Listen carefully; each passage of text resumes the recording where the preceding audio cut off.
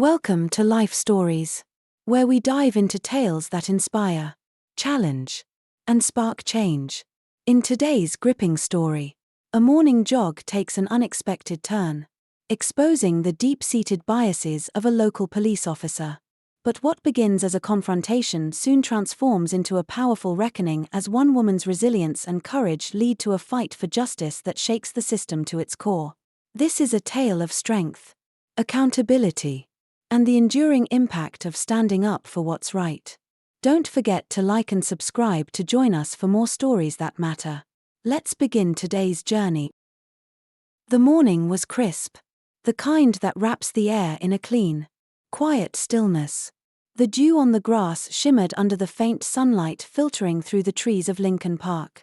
For Rachel Walker, this park was her sanctuary, her escape from the pressures of life as an FBI agent. It wasn't just a place for exercise, it was a retreat where she could let her thoughts settle and find peace amidst the chaos of her career in Chicago.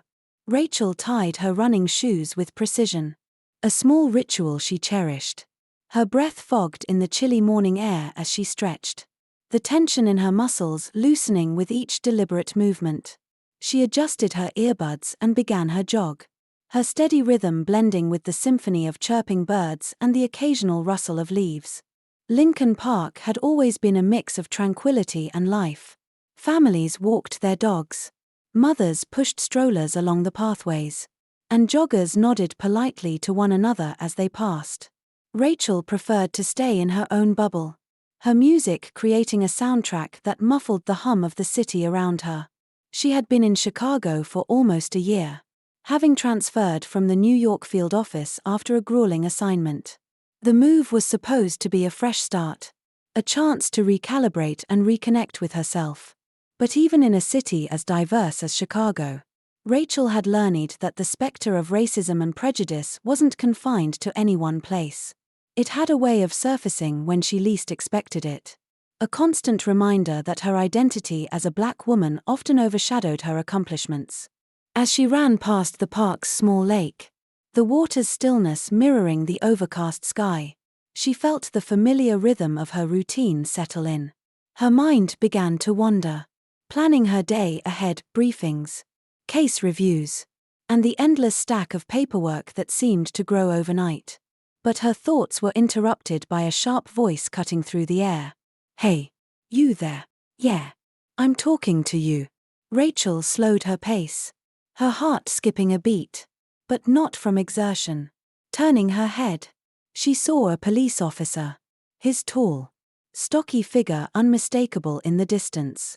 He was marching toward her with deliberate intent, his sunglasses pushed low on his nose, revealing an expression dripping with suspicion.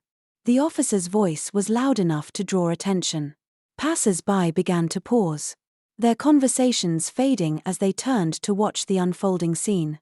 Rachel removed her earbuds, her instincts kicking in. She had been in enough tense situations to know when the air shifted, when curiosity turned into something heavier, judgment, scrutiny, and unease. "What are you doing here?" the officer demanded as he approached. His name tag read Bennett, and his tone carried the kind of disdain Rachel had encountered too many times before. "I'm jogging," Rachel replied, her voice calm but firm. Her hands stayed at her sides, steady despite the growing tension in her chest. She knew the script. She had lived it before. But this time, something inside her stirred, a mix of exhaustion and defiance. Why should she always have to prove herself? Explain her presence? Justify her existence? "You match the description of someone reported for suspicious activity," Bennett continued, his tone sharp and accusatory. His words hung in the air, each one laced with an implication Rachel couldn't ignore. She met his gaze, refusing to waver. "Suspicious activity? You mean running in a public park?" The corner of Bennett's mouth twitched, his smirk barely concealed. "Don't get smart with me. ID now." Rachel blinked, disbelief washing over her. She had jogged this path countless times before, seen others doing the same without incident. But she knew this wasn't about the jog. It wasn't even about her. It was about his need to assert control. To remind her where he thought she stood in the hierarchy he imagined. "I'm not required to carry ID while jogging," she replied evenly. "Is there a law against running here that I don't know about?" The bystanders, who had been lingering at a distance, began to edge closer, their murmurs growing louder. A young man paused, his hoodie pulled tight against the morning chill. "Is everything okay here?" he called out, his voice tentative but concerned. Bennett's gaze snapped toward him, his irritation flaring. "Keep moving. This doesn't concern you." Rachel clenched her fists at her sides, biting back the urge to escalate. Her heart pounded not from fear, but from frustration. This wasn't about her compliance. It was about his ego. The unfairness of it burned inside her. But she forced herself to breathe, to think, to stay composed. "Officer," she said, her voice cutting through the murmurs. "You're making people uncomfortable. Do you even realize what you're doing?" Bennett stepped closer, his size looming. "What I'm doing," he sneered, "is my job. Something you wouldn't understand." Rachel felt her patience thinning, the weight of years of microaggressions and outright discrimination pressing against her resolve.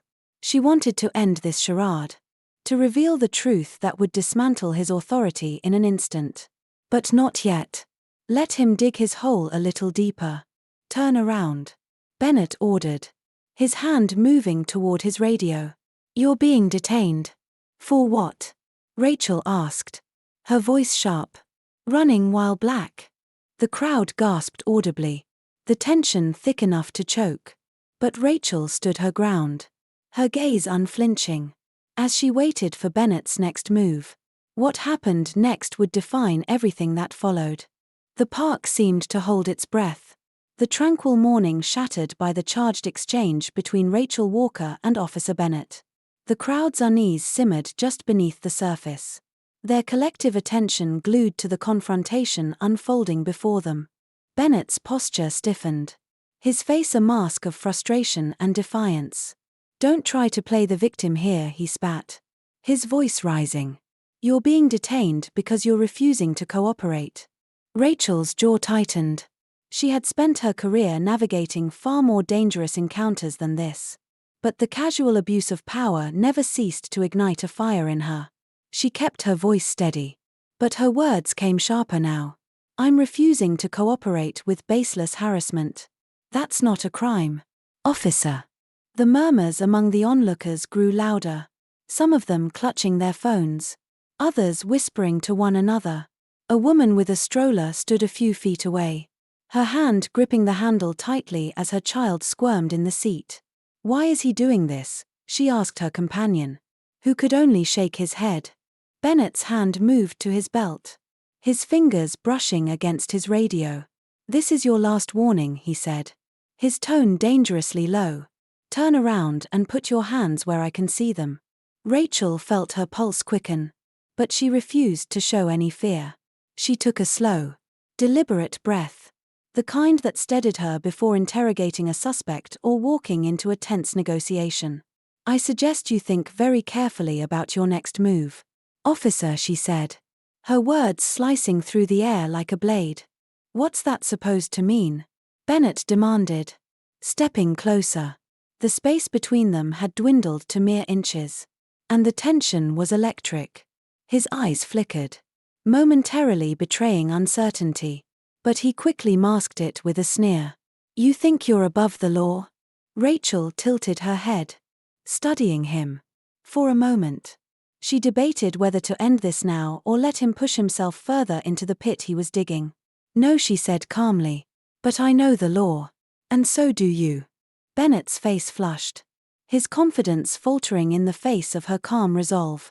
He opened his mouth to retort, but before he could speak, a voice from the crowd cut through the tension. "She's not doing anything wrong." It was the young man in the hoodie, his voice shaking but resolute. "You're harassing her. And everyone can see it." Bennett's glare shifted to the man. "This doesn't concern you," he barked, his tone sharp and commanding. The young man didn't back down. "It concerns all of us," he shot back, You can't just treat people like this. The officer's hand hovered near his belt. And Rachel knew she had to act before things escalated further.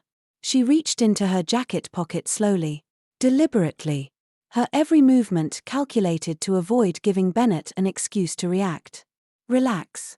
Officer, she said, her tone icy but composed. I'm just reaching for my badge. The words hung in the air, and for a split second, Bennett froze, his eyes narrowing in confusion. The crowd fell silent, their anticipation palpable. Rachel pulled out her badge and held it up, the gold glinting in the sunlight. Special Agent Rachel Walker, Federal Bureau of Investigation, she announced, her voice clear and unwavering. And you, Officer Bennett, have just made a very big mistake. The murmurs erupted again, louder this time, the crowd's disbelief turning to outrage. Phones were raised higher, capturing every second of the exchange. Bennett's face drained of color, his bravado crumbling as the realization hit him. What? He stammered, his gaze darting between her badge and her face. You're FBI? That's right, Rachel said, stepping forward and closing the distance between them. Her eyes bore into his, her calm facade now underpinned by a steely authority. And you've just abused your power in front of a crowd of witnesses and multiple cameras. The crowd erupted into whispers, some shaking their heads, others murmuring their approval at Rachel's composure. Bennett's hand fell to his side, his shoulders slumping ever so slightly. His arrogance had vanished, replaced by a growing sense of dread. Rachel turned to address the crowd, her voice carrying over their murmurs. If anyone has been recording this, please hold on to the footage. It might be needed. The woman with the stroller raised her phone. I got it, she called out, her voice firm despite the tremor in her hands. Every word. Bennett took a step back, his face pale and his lips parted as if to speak. But no words came. He had lost control of the situation, and he knew it. Rachel turned back to him, her gaze steady and unyielding. Now, officer, she said, her tone like steel, I suggest you call your supervisor. You'll need to explain this. The tables had turned. The air was heavy with tension as Rachel Walker stood her ground, her FBI badge still gleaming in her hand. The crowd buzzed with energy now, a mix of anger and curiosity, their phones capturing the moment that would undoubtedly go viral. Officer Bennett's radio crackled again, a voice on the other end asking for his status. He fumbled to respond, his composure unraveling. Unit 47, everything's under control, he muttered, his voice lacking the sharp authority he had used earlier. He avoided Rachel's piercing gaze, his confidence shaken. Under control? Rachel said, her voice cutting through his feeble attempt at reassurance. No, officer. This is far from under control. Call your supervisor now. The demand left no room for negotiation. Bennett hesitated, his pride battling with the reality that he had no choice. His hand trembled as he lifted the radio to his lips. Dispatch. This is Unit 47. Requesting a supervisor at my location, he said flatly, his tone stripped of its earlier bravado. The crowd watched with a mixture of satisfaction and unease. The young man in the hoodie, emboldened by Rachel's defiance, stepped closer. That's right, he said, his voice steady now. Get someone here who knows what they're doing. Rachel glanced at the man, giving him a brief nod of appreciation. She could see the relief in his expression, a flicker of hope that justice might prevail in this moment. Within minutes, another police cruiser pulled up to the park, its flashing lights cutting through the morning sun. A tall, graying man stepped out, his uniform crisp and his demeanor calm but authoritative.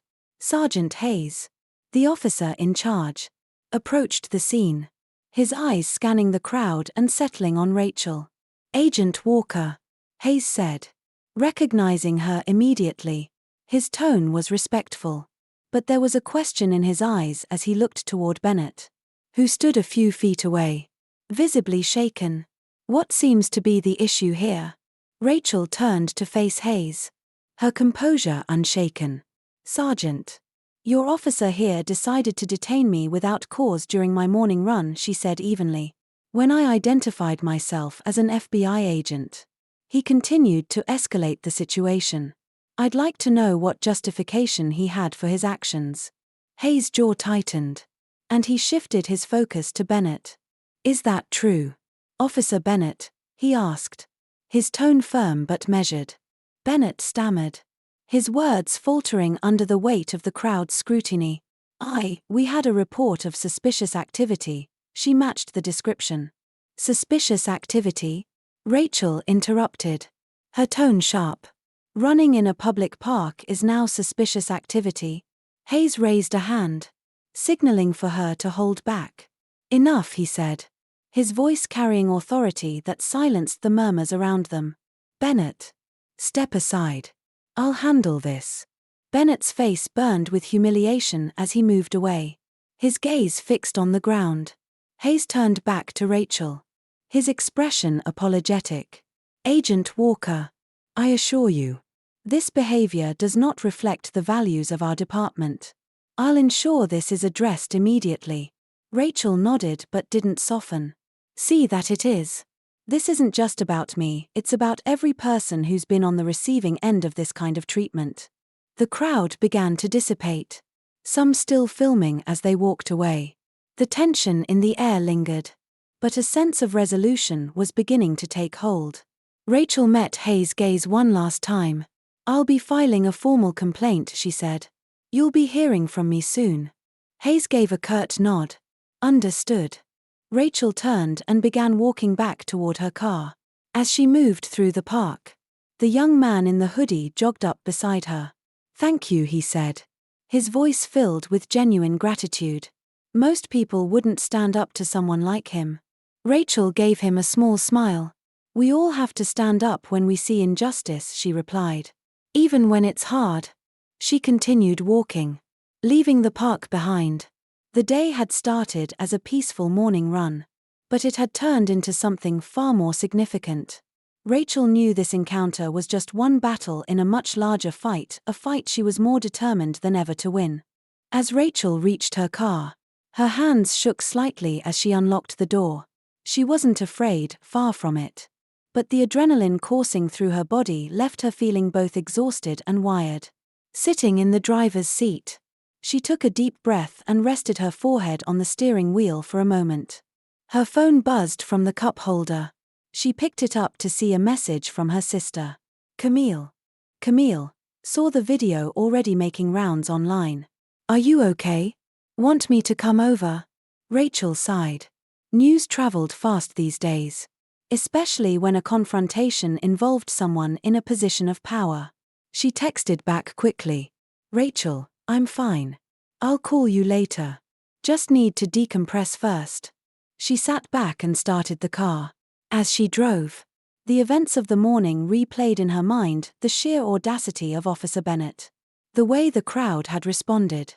And, most vividly, the look on Bennett's face when she revealed her FBI badge. It wasn't just shock, it was fear. Fear of being exposed and held accountable. It wasn't the first time Rachel had dealt with something like this. And she knew it wouldn't be the last. Being a black woman in law enforcement came with its own unique set of challenges. She often walked a fine line, proving her competence to colleagues while navigating a world that wasn't always ready to see someone like her in a position of authority. Moments like this morning reminded her why she had chosen this career in the first place. The fight for justice wasn't just professional, it was deeply personal. When she arrived home, she stepped inside her modest yet cozy townhouse. The walls were lined with framed photographs, family gatherings, graduations, and moments from her career. A picture of her late parents stood out among the others. They were smiling, arms around each other, at a rally for civil rights in the 1980s. Her parents had been her first inspiration. They had taught her to speak up against injustice and to never back down from what was right. Rachel walked over to the photo and traced her fingers over the frame. You'd be proud of me today, she whispered. After setting her phone on the counter, Rachel poured herself a glass of water and sank onto the couch. The morning had been draining, but there was a fire inside her now, one that burned brighter with each passing hour. She grabbed her laptop and began drafting a formal complaint against Officer Bennett. As she typed, the words flowed easily. She recounted every detail of the encounter with precision, ensuring her report left no room for misinterpretation. Rachel wasn't naive. She knew how these things could be swept under the rug if not documented thoroughly. She also knew she had something on her side that many others didn't: a platform, a badge, and a voice that demanded to be heard. By the time she finished, the sun was high in the sky. Rachel leaned back and stretched, her mind finally beginning to calm. She was prepared for what lay ahead, knowing the road to justice was never smooth. She also knew that this wasn't just about her.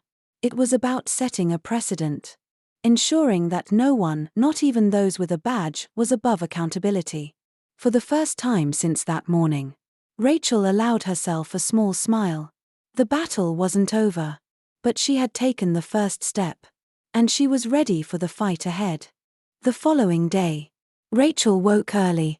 Her sleep had been restless, filled with fragmented memories and flashes of the previous day's confrontation. She sat at her kitchen table, her hands wrapped around a warm cup of tea, gazing out the window. The neighborhood was coming to life, the hum of a lawnmower in the distance, a couple walking their dog, children laughing as they rode their bikes. It was a scene of normalcy that felt almost foreign after the charged events at the park. Her phone buzzed again, this time with an email notification. It was from her supervisor, Special Agent Michael Turner. The subject line was straightforward: request for debrief. Rachel exhaled sharply. Turner wasn't one to mince words or waste time. She opened the email. Agent Carter, I've been briefed on yesterday's incident. Given the public nature of the altercation and the potential for departmental scrutiny, I'd like to meet with you today to discuss your account and next steps. Let me know your availability. Best regards, Special Agent Turner. Rachel's lips pressed into a thin line. She had expected this. Her supervisor had always been fair but meticulous, especially when it came to incidents that could draw public attention. She quickly typed a response, confirming her availability for a mid-morning meeting. Arriving at the office, Rachel was greeted by a few curious glances from her colleagues. News traveled fast, especially when it involved controversy. She kept her chin high, her expression unreadable, as she made her way to Turner's office. Agent Carter, come in, Turner said as she knocked on his door. He gestured to a chair opposite his desk. His tone was neutral, but Rachel could sense the undercurrent of concern. Thank you, sir, she replied, sitting down. Turner leaned forward, folding his hands on the desk. I've reviewed the footage, Rachel. It's clear that Officer Bennett's actions were out of line. But given the public interest, this will likely escalate beyond a simple disciplinary matter. Rachel nodded. I understand. I've already prepared a formal statement. Turner's eyebrows rose slightly. Impressed. Efficient as always. Good. We'll need that.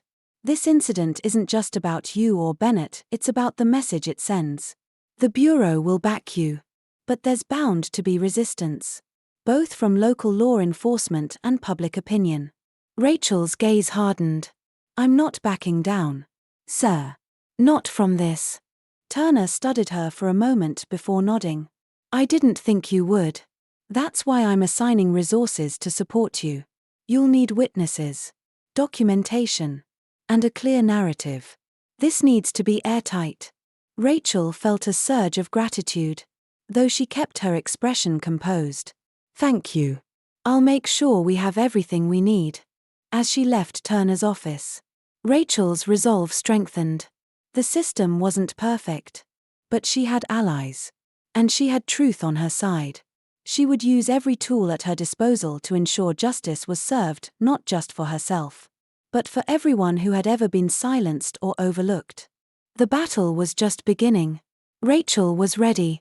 Rachel left her supervisor's office with a sense of renewed purpose. The weight of what had happened lingered, but now it felt more like fuel for the fight ahead than a burden. As she walked through the bustling halls of the field office, she saw faces filled with curiosity, a few tinged with judgment, but most carrying a quiet respect. Word of the incident had spread far beyond her division. She could feel it in the way her colleagues glanced at her, the hushed murmurs that paused as she passed. By the time Rachel returned to her desk, her phone buzzed with another message. This time, it was from a local journalist she had worked with on past cases. The message was polite but direct. "Agent Carter, I've heard about the park incident. We'd like to feature your story, focusing on systemic accountability in law enforcement. Let me know if you're interested." Rachel stared at the message for a moment, considering her options. Going public wasn't just about her, it was about opening a dialogue, about challenging the complacency that allowed officers like Bennett to operate unchecked. But she also knew the risks of stepping into the spotlight, the scrutiny, the backlash, the potential for her words to be twisted. She sighed and set the phone down, deciding to consult Turner before making a decision. Later that afternoon, Rachel returned to the park not to jog, but to revisit the scene and connect with witnesses. As she walked along the trail, she noticed a few familiar faces from the previous day. A middle-aged woman with a stroller waved hesitantly, her expression a mixture of gratitude and unease. "Excuse me," the woman said as Rachel approached. "I was there yesterday. I saw everything." Rachel offered a reassuring smile. "Thank you. Your perspective could be really helpful. Would you be willing to provide a statement?" The woman nodded. "Of course. What happened wasn't right. That officer, he was so aggressive. I couldn't believe it." Rachel took out a notepad and jotted down the woman's contact information. As they spoke, a few others from the crowd began to gather, sharing their own accounts of the incident. Some had recorded videos, others described the tension and fear they had felt watching the confrontation unfold. The stories varied in detail but shared a common thread: disbelief at the blatant misuse of power. Rachel thanked each person sincerely, feeling a deep sense of responsibility to represent their voices in the fight for justice. As the sun began to dip below the horizon, Rachel returned to her car, her notepad filled with testimonies. She felt a pang of exhaustion but also a glimmer of hope. These witnesses, these voices, were a reminder that she wasn't alone in this. There was a community behind her, ready to stand up for what was right. Driving home, she thought about how far this story could reach.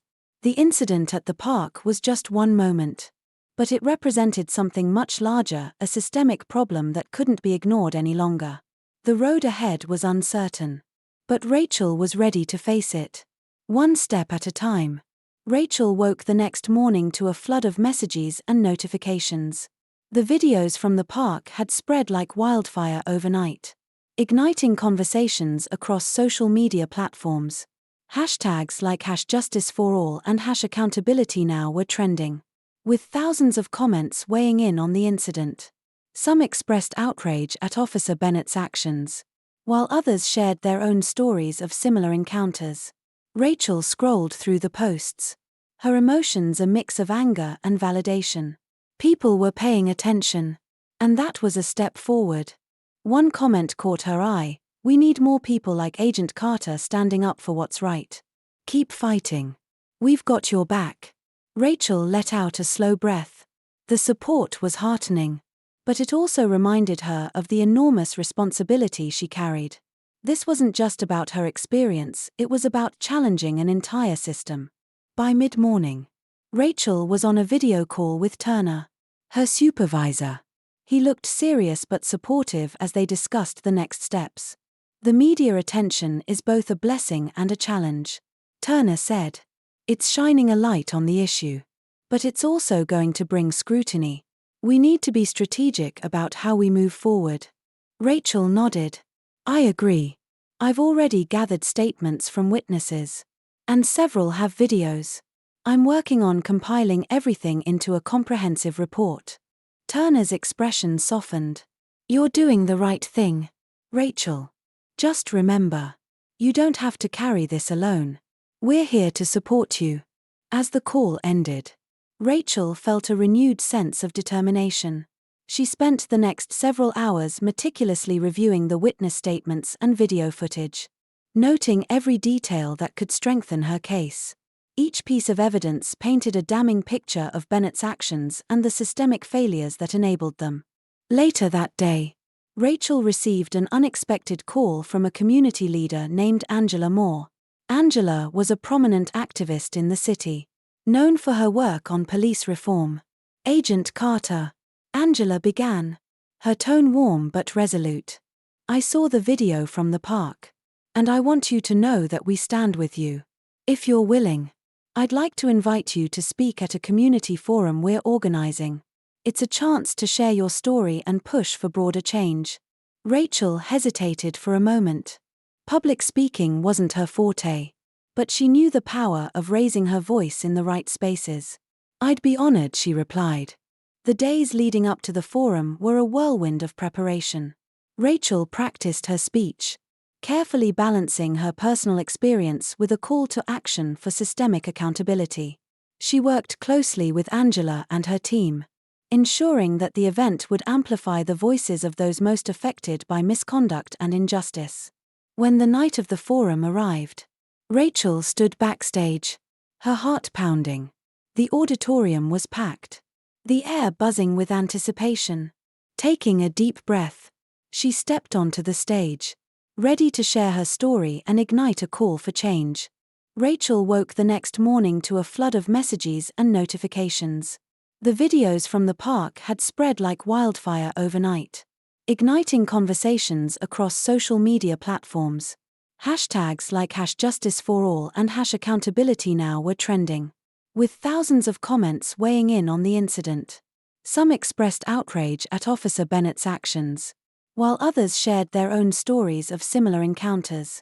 Rachel scrolled through the posts, her emotions a mix of anger and validation. People were paying attention, and that was a step forward. One comment caught her eye: we need more people like Agent Carter standing up for what's right.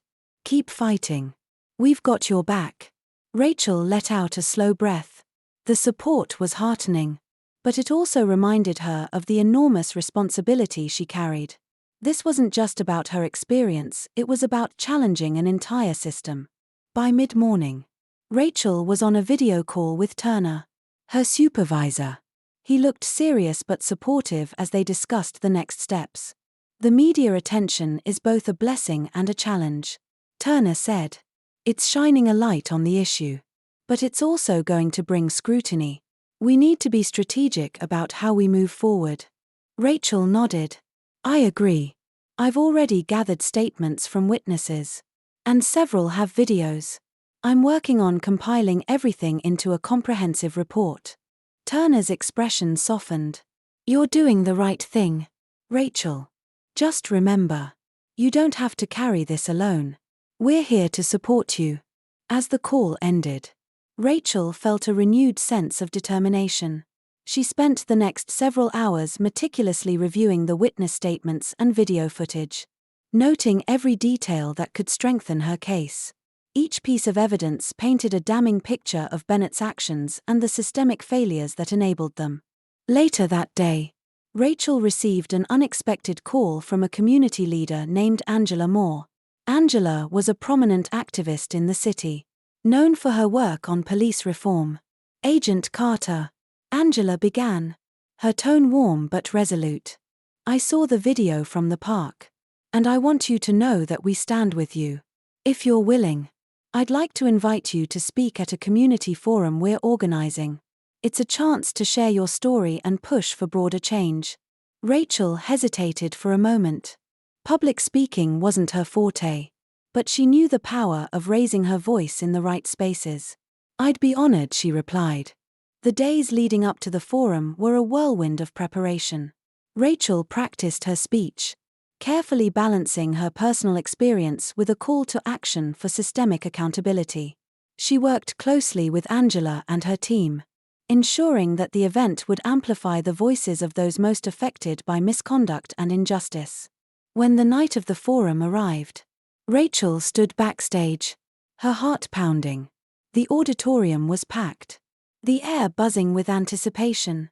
Taking a deep breath, she stepped onto the stage, ready to share her story and ignite a call for change.